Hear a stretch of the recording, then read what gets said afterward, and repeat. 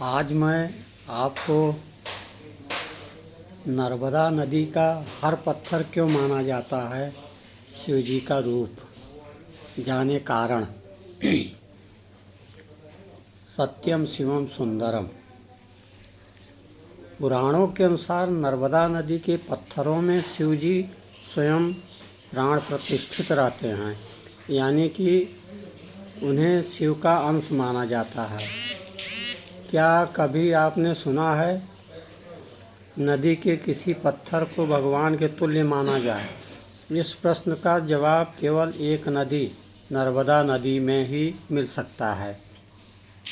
कहते हैं कि यहाँ पर हजारों लोग रोज नदी के किनारे पत्थर तलाशने पहुँचते हैं।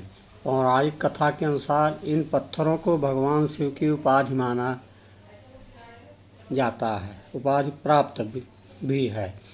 पुराणों में बताया गया कि इस नदी के पत्थरों में शिवलिंग स्वयं प्राण प्रतिष्ठित रहते हैं।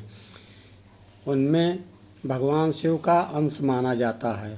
कहते हैं कि इसे नियमित रूप से स्नान कराने पूजन से घर के सभी दोष दूर हो जाते हैं। इतना ही नहीं, इसमें ग्रह बाधाएं भी दूर होती हैं। पौराणिक कथा के अनुसार प्राचीन काल में नर्मदा नदी ने बहुत सालों तक तपस्या करके भगवान ब्रह्मा जी को प्रसन्न किया था। इसके बाद उन्होंने नर्मदा नदी को वर मांगने को कहा था। कहते हैं कि उस समय नर्मदा नदी ने ब्रह्मा जी से गंगा के समान होने का वर मांगा था, लेकिन ब्रह्मा जी ने उन्हें कहा कि अगर कोई दूसरा देवता भगवान शिव की बराबरी कर ले, कोई दूसरा पुरुष भगवान विष्णु के समान हो जाए, कोई दूसरी नारी माता पार्वती की समानता कर ले, तो कोई दूसरी नदी भी गंगा के समान हो सकती है। ब्रह्मा जी की ये बात सुनकर नर्मदा नदी उनके वरदान का त्याग करके काशी चली गई। वहाँ पिलपिलार्थ में नर्मदा नदी ने शिवलिंग की स्थापना की और तपस्या करने लगी। उनकी तपस्या से प्रसन्न होकर भगवान शिव ने उन्हें वर मांगने को कहा। तब नर्मदा नदी ने कहा कि बस आपके चरणों में मेरी भक्ति बनी रही।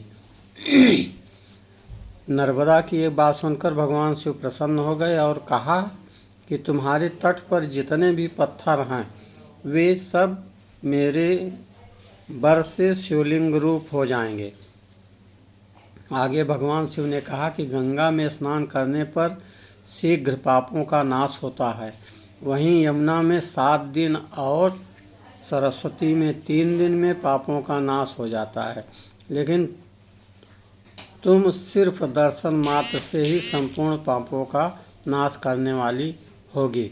इतना ही नहीं, तुमने जिस नर्मदेश्वर शिवलिंग की स्थापना की है वे पुण्य और मोक्ष देने वाला है। इतना सब कहने के बाद भगवान शिव उसी लिंग में लीन हो गए और शिव जी के ये वरदान पाकर नर्मदा जी प्रसन्न हो गई। इसीलिए ये कहा जाता है कि नर्मदा का हर